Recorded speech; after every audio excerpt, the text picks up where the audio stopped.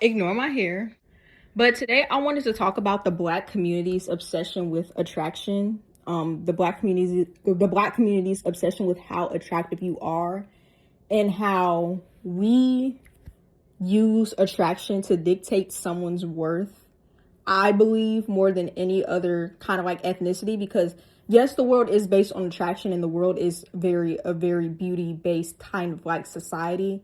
But overall, I don't think that you see any other community of men tearing down their own ethnicity. I mean, the way you see it with Black men speaking down on Black women. I feel like people think that attraction doesn't play a role into your life until you get old enough to date. But honestly, it starts playing a role in your life way younger than that. And it starts out even before Black kids get to school with family, depending on their family dynamic. No, not all Black families are like this.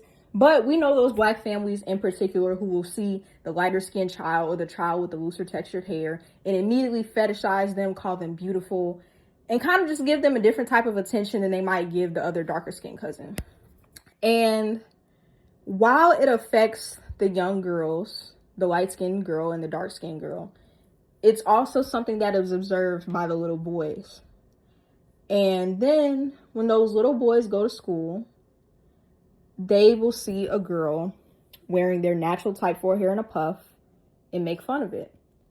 They will see a darker skinned girl and call her ugly.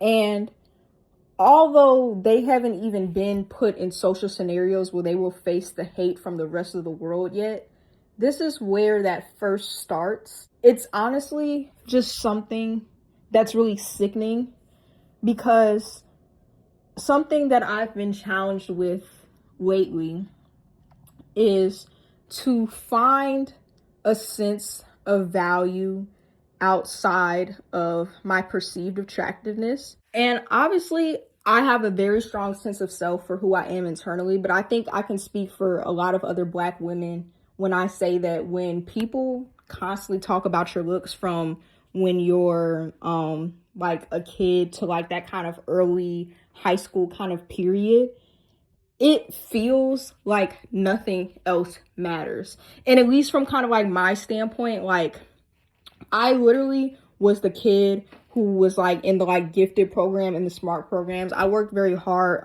for kind of like what I accomplished during school. I was a very smart kid and I did a lot, and I feel like overall I was very well rounded. I wasn't like really athletic or anything, but overall as a person I felt like I was pretty well rounded and things like that. And even though I did all those things as a child, nobody seemed to care.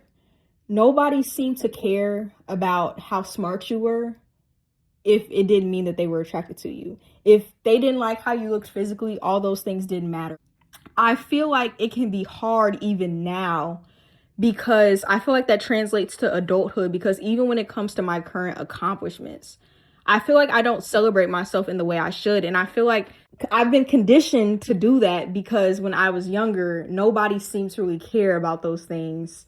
Because it was just kind of like based on like how you look, or like like school dynamics, like obviously school dynamics. And honestly, school dynamics are old, but trust me, they shape how people think. And obviously the people who celebrated the most my accomplishments were my parents.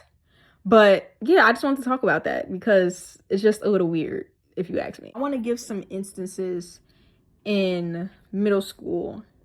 And I do want to give a disclaimer that I was a very anxious child, and I feel like just naturally having anxiety, you tend to pay attention to the negative things people say to you more than the positive things.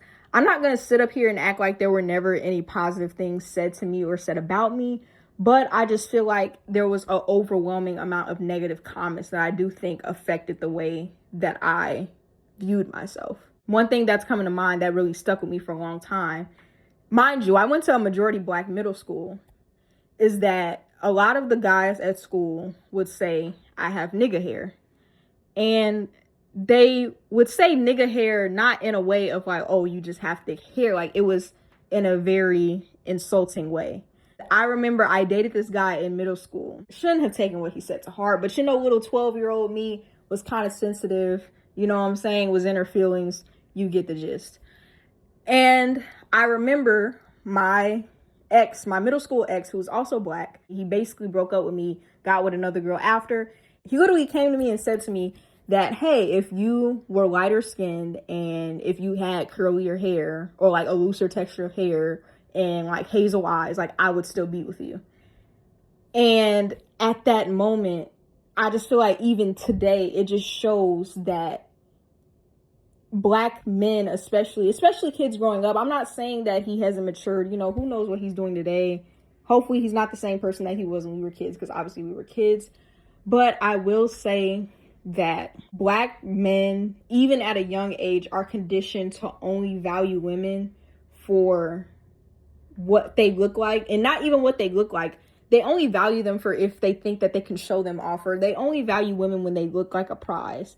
And I guess I just bring that up because not only I can assume that maybe his family probably conditioned him into thinking that way, because obviously you do have some black families that idolize those more mixed features. But I will say that also a lot of those traits that exist in black men at a young age don't go away as we age. I actually watch a lot of Pop the Balloon, and on Pop the Balloon, a lot of the times there are a lot of women who have degrees, have their own business, have a lot going for themselves. I will say that there are a decent amount of black men that come on the show who are established for themselves, but there are also a decent amount of black men who come on the show who I would consider not nearly as accomplished as the women who come on the show. And it's so interesting to watch because a lot of men will pop because of physical attraction. And I'm not saying the women don't sometimes do that too, because the women on there, some of them are also diabolical. So don't get in my comments saying that, oh, like I'm trying to cause a gender war conversation. Like, no. But I will say that I've seen men on Pop the Balloon pop more so because of the features of a woman. And I feel like when I watch Pop the Balloon, when I see the woman pop based on attraction, they might say something like, oh, I don't like your outfit. I don't like your aesthetic. I don't like this. I don't like that. Kind of something external, more so revolving around the way they put themselves together. And this doesn't include all the women that pop because of height. Not talking about that, but I'm talking about what I notice more so. What this is my takeaway. So keep it there. And another thing that I noticed is that a lot of the men will pop on the women for things like hair, maybe body weight. And I just find it really interesting because although most of the women who come on that show are educated, have things going for themselves, do a lot with themselves, still it seems as if our value is still depicted from our physical appearance. In a particular situation where you come on a show like Pop the Balloon, you can at least get to know people a little bit, get to know their career and profession before you pop just purely based on how they look.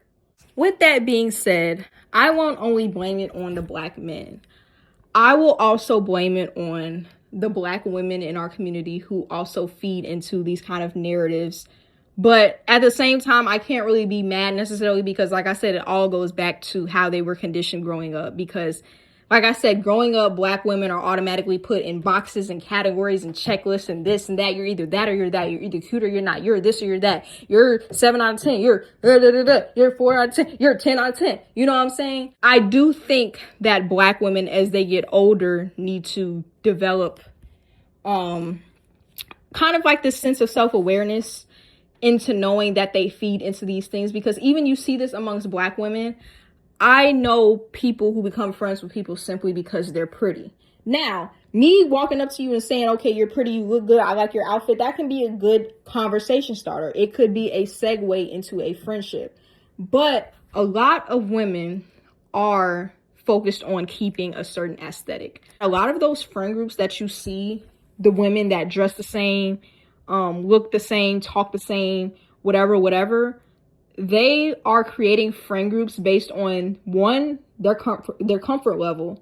For two, they're creating friend groups based off of who they perceive also to be attractive inside of the lens that they grew up with. I guess I'm just going to conclude this video just to give you guys something to think about, in a sense of just that, like, you know, we have conflict between the men and women in the black community because of attraction. You know what I'm saying? We have men trashing Black women on the internet. And when I even say attraction is not even just about how you physically look.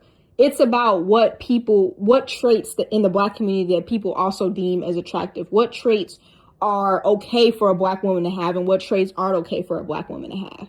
It can ultimately just dictate how you perceive yourself as a Black woman. And I just think that so many women have created an identity based on where in the totem pole they were deemed as when they were children. Like, I feel like if you were like low on the attraction totem pole, if you were in the middle of the attraction totem pole, if you were high on the attraction totem pole, that still sticks with you today. And I feel like it affects how you carry yourself, how you pursue things as an adult, and kind of like ultimately just everything about you. And my last message in this video is just simply to challenge you to think about that.